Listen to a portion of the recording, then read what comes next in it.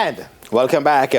Let's bowl off with some cricket, shall we? The Jamaica Scorpions fought back to be 12 runs ahead of the combined campuses and colleges in their second innings. They set stumps in their final round match of the regional four-day championship at the Sir Frank Worrell Ground in Barbados. The Scorpions were 206 for 5 in their second innings at stumps on day 2. The informed Javel Glenn again led the way for the Scorpions with a fighting 86, which included 10 fours and 2 sixes. He also shared an 88-run fifth wicket stand with Brad Barnes, who made 30.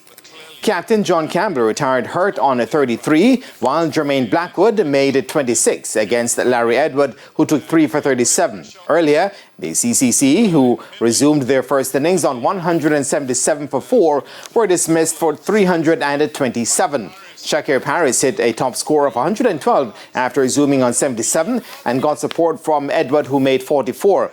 Abhijayman Singh claimed 5 for 91, while there are 2 wickets each for Barnes and Pete Salmon for the Scorpions. So scores of the match, the Jamaica Scorpions 133 and 206 for 5, and the CCC 327. Action continues on Friday.